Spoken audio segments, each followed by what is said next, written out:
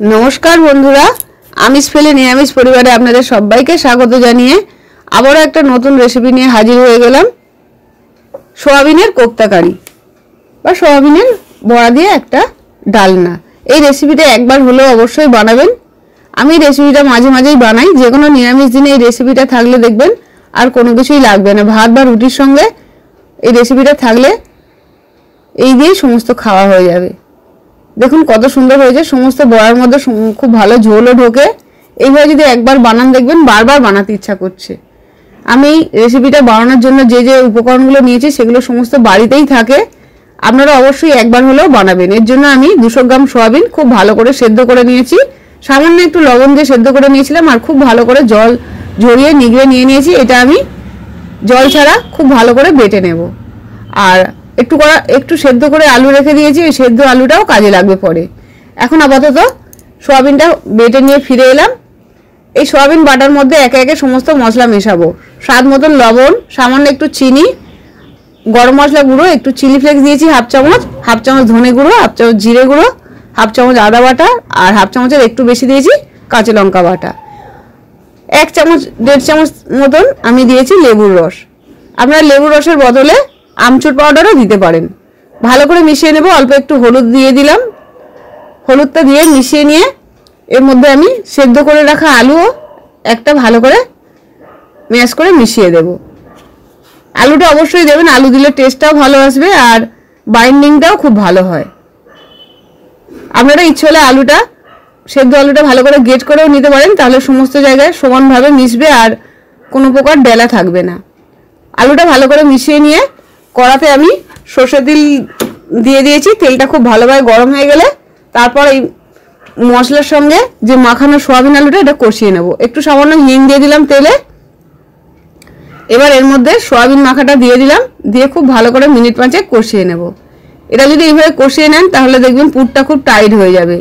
এখানে হাফ কাপের মতন আমি বেসন দিয়ে দিয়েছি, যাতে বাইন্ডিংটা খুব ভালো হয়, কোনো প্রকার যাতে পুর না বাইরে বেরিয়ে আসে। এবার ওটা ঠান্ডা করতে দিয়ে আমি এখানে একটা ব্যাটার বানিয়ে নিচ্ছি। 2 কাপ বেসন নিয়েছি, হাফ কাপ নিয়েছি কর্নফ্লাওয়ার, সামান্য একটু হলুদ, একটু খাবার সোডা, একটু হাফ চামচের মতন চিনি নিয়েছি, একটু কালো জিরা নিয়েছি আর সামান্য একটু হিং আর জল দিয়ে একটা ঘন ব্যাটার বানিয়ে নেব। আর এই ব্যাটারটা বানানোর পরে আমি অল্প একটু গরম তেল দিয়ে দেব, তাহলে আরো বেশি মুচমুচে হবে। ব্যাটারটা খুব ভালো করে আমি এইভাবে ফেটিয়ে নিয়েছি যাতে কোনো প্রকার ডেলা না থাকে। একটু তেল মিশিয়ে নিলাম, গরম তেলটা অবশ্যই দেবেন, তাহলে দেখবেন যে কোনো বড়া বা পকোড়া খুব ভালো মুচমুচে হয়। আরো মিনিট 5 এইভাবে আমি ফেটিয়ে নিয়েছি। ঘন ব্যাটারটা ঠিক এইরকম হবে, দেখুন কত সুন্দর স্মুদি। এবার কড়াতে আমি সরষের তেল গরম করতে দিয়েছি, রান্নাটা আমি সরষের তেলে করব। এবার একটু একটু করে আমি সয়াবিনের পুর নিয়ে এইভাবে এই বেসনের গোলায় চুবিয়ে চুবিয়ে ভেজে নিয়েছি। সমস্ত বড়া আমি খুব ভালো করে ছাঁকা তেলে ভেজে নেব। আপনারা এই বড়াগুলো সস দিয়েও বাচ্চাদের দিতে পারেন, কিংবা সন্ধ্যেবেলায় মুড়ি দিয়েও খেতে খুব ভালো লাগে। দেখবেন একবার হলেও বানাবেন। আমি এই বড়াগুলো কিছুটা সস দিয়ে পরিবেশন করেছি আর কিছুটা আমরা রান্নায় ব্যবহার করব। কড়াতে আরও একটু সরষের তেল দিয়ে দিলাম। তেলটা গরম হলে ওতে লবণ আর হলুদ দিয়ে সেদ্ধ করে রাখা আলুটা আমি ভেজে নিচ্ছি। আমি আলুটা সেদ্ধ করে নিয়েছি, আপনারা ইচ্ছে হলে কাঁচা আলু দিয়েও করতে পারেন, তবে সেদ্ধ আলুটা যদি রান্নায় ব্যবহার করেন খুব তাড়াতাড়ি রেসিপিটা হয়ে যাবে। অনেক সময় এই আলু সেদ্ধ হওয়ার জন্য রান্না তাড়াতাড়ি খাওয়া হয়ে ওঠে না, কিন্তু বড়াগুলো যেহেতু ভাজা আছে খুবই চটজলদি হয়ে যাবে। আলুটা একটু ভাজা ভাজা করে নিয়ে আমি তুলে নিলাম। এবার ওই তেলের মধ্যেই আমি হাফ চামচ জিরে আর গোটা গরম মশলা, দারচিনি, এলাচ, লবঙ্গ একটা করে নিয়ে একটু ফাটিয়ে নিয়ে দিয়ে দিয়েছি। এবার হাফ চামচের একটু বেশি দিয়েছি কাশ্মীরি লঙ্কা গুঁড়ো, এটা রঙের জন্য দিয়েছি। 1 চামচ দিয়ে দিলাম আদা বাটা, 1 চামচ দিলাম কাঁচা লঙ্কা বাটা, 1 চামচ ধনে বাটা আর 1 চামচ দিলাম জিরে বাটা আর পরিমাণ মতন হাফ চামচের মতন দিয়েছি হলুদ গুঁড়ো, দিয়ে খুব ভালো করে কষিয়ে নেব। তারপর এর মধ্যে কেটে রাখা টমেটো, কাঁচা লঙ্কা আর ভেজে রাখা আলুটা দিয়ে মিনিট 5 কষিয়ে নিয়ে জল দিয়ে দেব। আলুটা যেহেতু ভাজা ছিল খুব বেশিক্ষণ আমি আলুটা দিয়ে ফোটাইনি। দেখুন কত সুন্দর হয়েছে। ঝোলটা ভালোভাবে ফুটে গেলে এবার একে একে বড়াগুলো দিয়ে আমি নামিয়ে নেব।